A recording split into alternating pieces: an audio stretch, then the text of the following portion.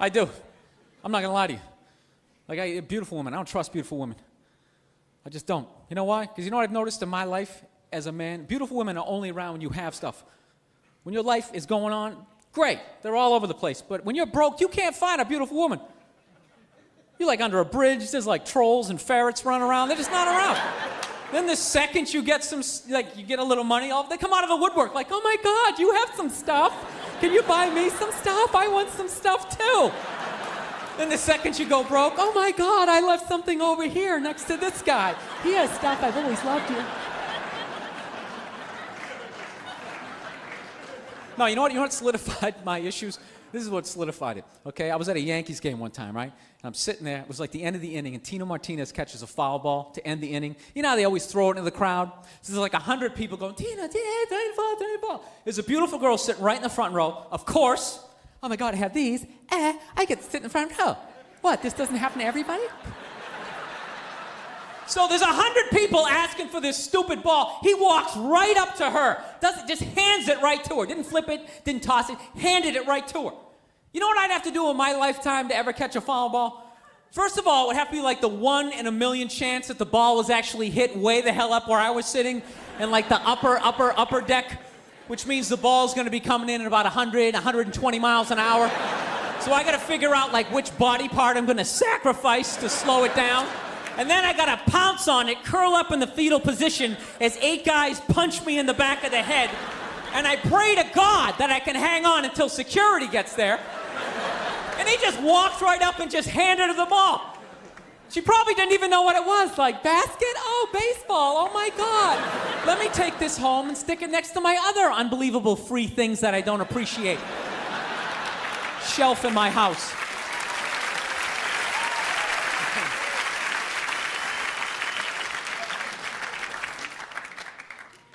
So anywho, I was taking the, I don't know, you know what the greatest thing about this job is? I don't have a boss. That's what I love about this job. I never wanted a job where I had a boss. That's why I used to always work in like warehouses, because my boss gave me a rough time. I could just get on a forklift and just like drive away from him. You know? And I realized I was too stupid to run a business. You know what I mean? I just knew I was never going to be that guy in like, you know, in the big office, big long table going, in the fourth quarter, we need to increase production. Okay, Kathy, you're using a little bit too many paper clips, and we need to just kind of tone that down. I'm not singling you out. We're just kind of... I could never do it. So I realized the only thing I could ever do, my greatest thing I could ever do, was work in one of those cubicles. And I refused to do it. Cubicles should be illegal, man. You know what a cubicle basically says? It basically says, like, you know what? We don't think you're smart enough for an office, but we don't want you to look at anybody. So you're gonna get in there, and you're gonna shut your face. Then you just get in there, and you're like hunched over, typing away. Around lunchtime, you pop your head up like a gopher, like, hey, Steve, you want to get a sandwich? I said, get in there and shut your face!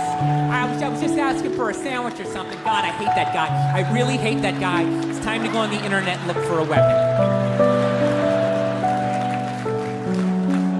Pathetic, man. You know what I love about the cubicle? I always love the pathetic attempt to try to make the cubicle like a home. You know what I mean? There's always like a stuffed animal in there, or like a picture of your mom with like her disappointed eyes looking back out at you, like, why have you accepted this as your lot in life? Why don't you have the balls to get up and walk out of this thing? I'm telling you, those people need to be rescued. You ever walk by a cubicle? The person in the cubicle always looks back out at you. Because they're starved for some sort of human contact. They'll just start up a conversation like, hey, is it raining out? I haven't seen the sky in like 6 days. They don't let us look out the windows. So the other day, this is a true story, man. I'm standing there, right, minding my own business. All right, this black guy goes to get on the train, right?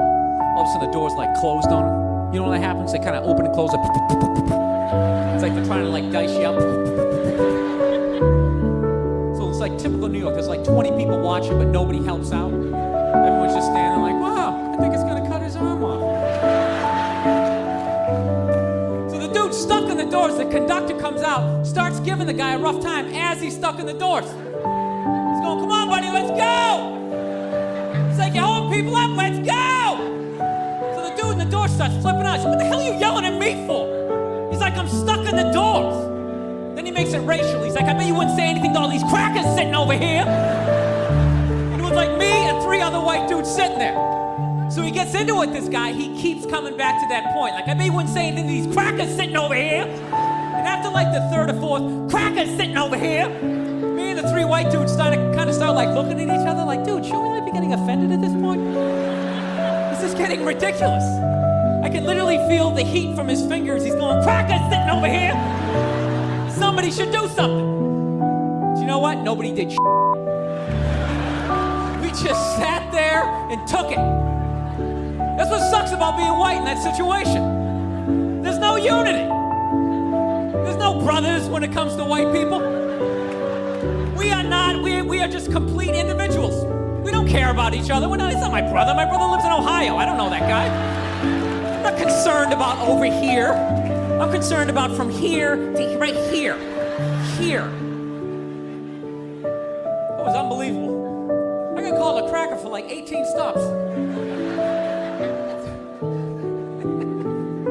I'll tell you, that's funny though when someone gets racial with you when you're white, because you're not allowed to get racial back, you know what I mean? So it's kind of like awkward. The dude's going on, you white boy, you cracker. You're like, yeah, you stupid jerk. No, you can't get racial back, because the second you get racial back when you're white, then all of a sudden they like wheel out that podium and have like that press conference.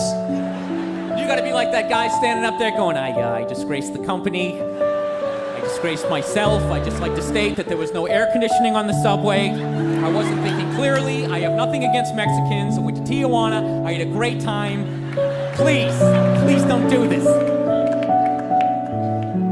No, that's why a lot of white dudes, we can get uptight in certain social situations.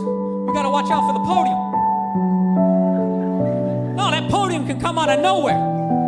You're not even trying to say something like, yeah, I'm thinking of getting a shirt. What shirt? I'm thinking of the black shirt. What the hell did you say? I said black shirt.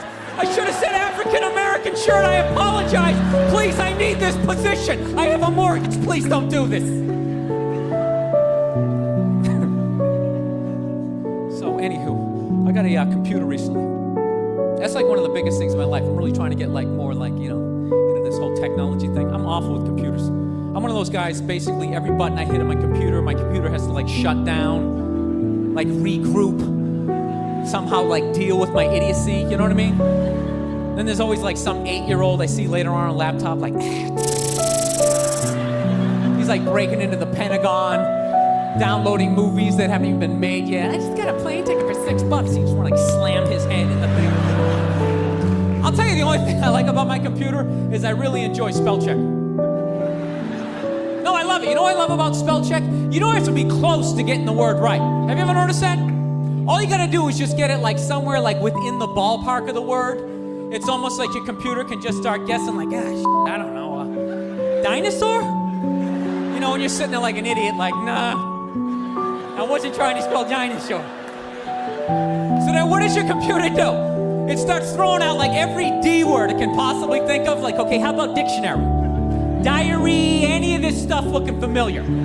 Are we moving towards the goal or away from it? You ever spell a word so bad though your spell check has absolutely no clue what the hell you're trying to spell? What do you end up getting? You end up getting like a question mark. You got $1 million worth of technology just looking back at you like, just like you got me, buddy. Which is pretty amazing because I have all the words. Yeah, and that doesn't look like any of them. I can't even make a guess that's so screwed up. Would you like pass out, whack your head off the keyboard? Please tell me you're not that stupid. All right, that's it for me. You guys were a lot of fun. Thank you very much. God bless you. Thanks for coming out.